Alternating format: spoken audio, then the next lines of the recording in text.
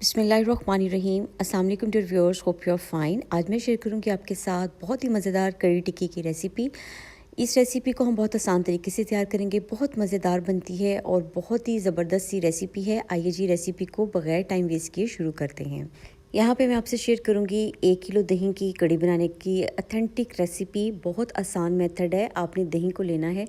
कड़ी हमेशा खट्टी ही पसंद की जाती है, लेकिन इसको खट्टा करने के लिए क्या किया जाता है, आपने क्या करना है, इसमें 1 चाय का चम्मच नमक डाल देना है और इसको इसमें अच्छे से मिक्स करके कवर करके आपने रख देना है जब तक हम बाकी का प्रोसेस करते हैं।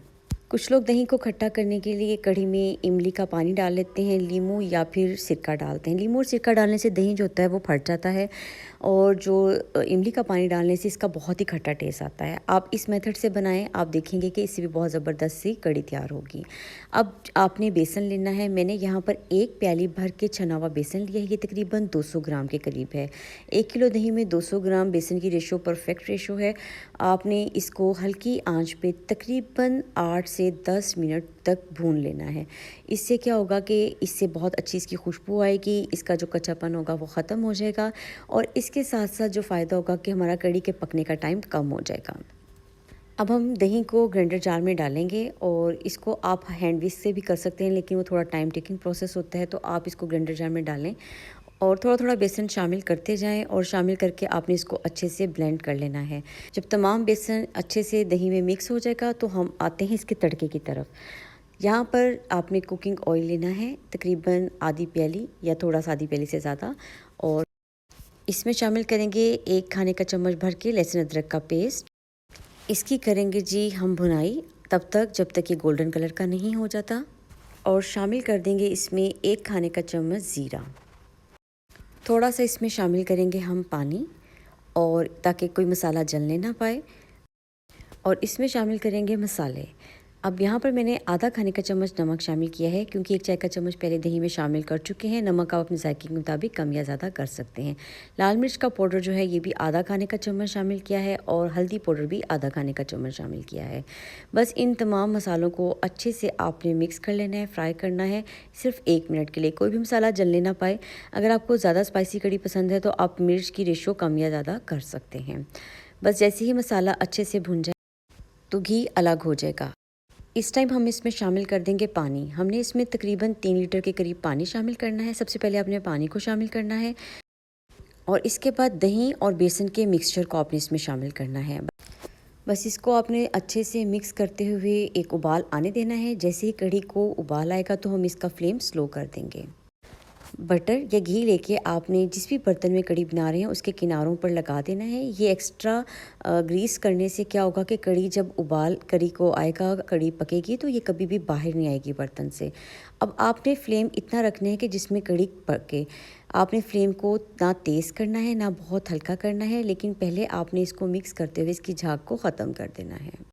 अब यहाँ पर कढ़ी पकना शुरू हो गई है और इसकी झाग भी तकरीबन ख़त्म हो गई है।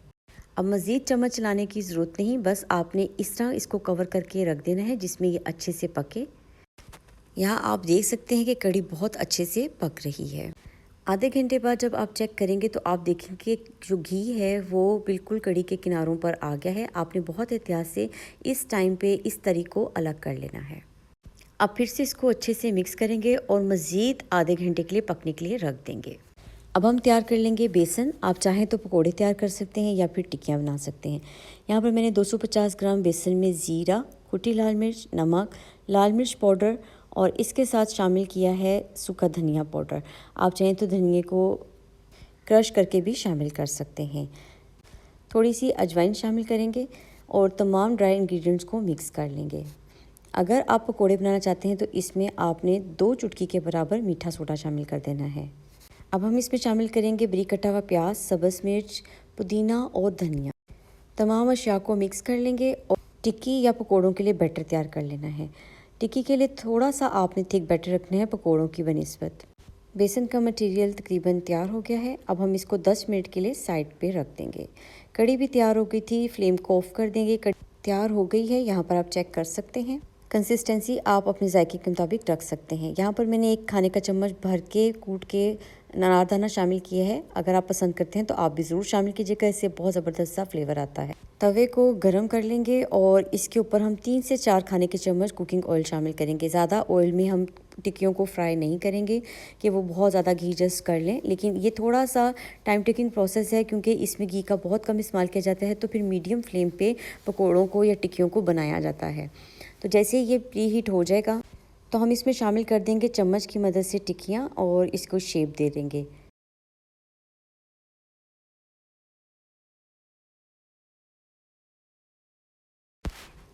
आपने दरमियानी आंच पे बनानी है और फ्लेम को तेज़ नहीं करना, वरना टिक्कियाँ अंदर से कच्ची रह जाएंगी। जब एक साइड से कुक हो जाएंगी तो फ्लिप करके दूसरी साइड पे कुक करके इसको किनारों पे करते जाएंगे, ताकि जो इसमें एक्स्ट्रा ऑयल गया है वो भी इसमें से रिलीज़ हो जाए। बस जब एक साइड से कुक हो जाएंगी तो फ्लिप करके दूसरी साइड से भी इसको अच्छे से गोल्डन कर लें। ज़बरदस्त सी रेसिपी है, बहुत कम ऑयल में बनती है और बहुत हेल्दी बन जाती है। पकौड़ों में बहुत ज़्यादा ऑयल जस्ट हो जाता है, जिसकी वजह से थोड़ा अनहेल्दी हो जाता है अगर आप उनको खुले घी में या कढ़ाई में तलते हैं। अगर आप तवे पे ही या पैन में बनाते हैं तो फिर वो भी हेल्दी मेथड ही है। इसी तरीके से हम तमाम टिक्कियों को तैयार कर लेंगे और सब टिक्कियों को हम डाल देंगे कढ़ी के अंदर। अब हम इसका तड़का बना लेते हैं। इसी तवे पे थोड़ा सा आपने घी डालना है और इसमें वो तरी डाल देनी है जो आपने उतारी हुई थी पहले से कढ़ी से, और इसके अंदर अब हम डालेंगे गरम करने के बाद 1 खाने का चम्मच ज़ीरा और चूल्हे को बंद कर देंगे और इसमें डाल देंगे लाल मिर्च, यानी खुश्क लाल मिर्च गोल जो होती है वो डालेंगे और ये तड़का तैयार है। 10 से 20 सेकंड के बाद आप इस तेल को जिसमें तड़का तैयार किया है कढ़ी के ऊपर डालें और ढककर 5 मिनट के लिए रख दें। ज़बरदस्त सी कढ़ी तैयार हो जाएगी। रेसिपी को ज़रूर ट्राई कीजिएगा, फीडबैक दीजिएगा। इस तरह की मज़ीद रेसिपीज़ के लिए चैनल को सब्सक्राइब करना मत भूलिएगा। मिलते हैं किसी नई मज़ेदार सी रेसिपी के साथ। टेक केयर, अल्लाह हाफिज़।